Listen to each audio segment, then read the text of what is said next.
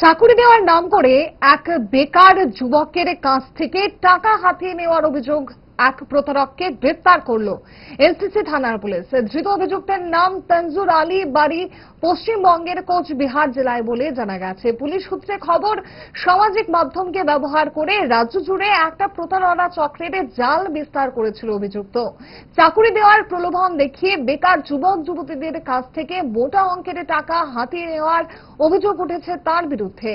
এক বেকার যুবকের অভিযোগের ভিত্তিতে তদন্তে নামে এনসিসি থানার পুলিশ। তদন্তে নেমে অভিযুক্তের সন্ধান পেয়ে তাকে গ্রেফতার করা হয়। প্রাথমিক তদন্তে পুলিশের অনুমান, এই প্রতারণা চক্রের সঙ্গে আরো কয়েকজন জড়িত থাকতে পারে। ঘটনার তদন্ত শুরু করেছে পুলিশ।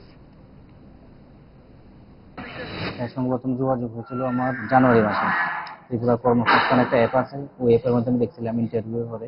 তারপরে ওইখানে নাম্বার পেয়েছিলাম, ওইখানে লেখা ছিল যে বিভিন্ন ধরনের লোক নিয়োগ করা হইব এবং হেডফোন নাম্বারটা দেওয়া আছে। তারপর যোগাযোগ করলাম।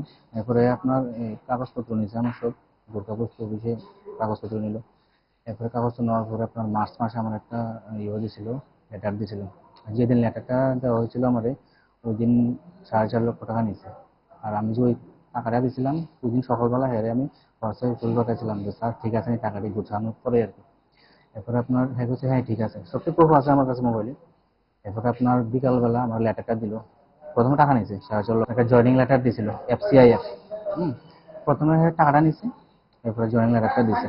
দেওয়ার পরে আপনার এর পরের দিন, 2 দিন পরে, এখন তো ইলেকশন, ওখানে জয়েন হচ্ছে না, পরে হবে জয়েনটা।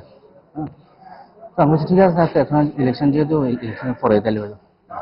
এরপরে ইলেকশন গেছে পরে হ্যাঁ আমার কয় কয় যে স্যার জয়েন করাইবো, ওই স্যার তো নাই, মারা গেছে। হ্যাঁ, আবার স্যারের নাম করেছিল আপনার দিলীপ সাহা। স্যারের নাম করেছিল দিলীপ সাহা। চাকরি জয়েন করাইছে না, আমার শুধু ঘুরাইতে আছে। লাস্টে আমার থেকে চেক নিয়েছিল, বলছিল এটা আপনার সিকিউরিটি হিসেবে জয়েনিং স্যারের আন্ডারে থাকবো। আমি করে 5,90,500 টাকা নিছে। 5,90,500 টাকা নিছে। আমি চাই যে মানে অতি সত্বর আমার টাকা ফেরত দেওয়া হোক, প্লাস আমার চেক আমার দিয়ে দেওয়া হোক।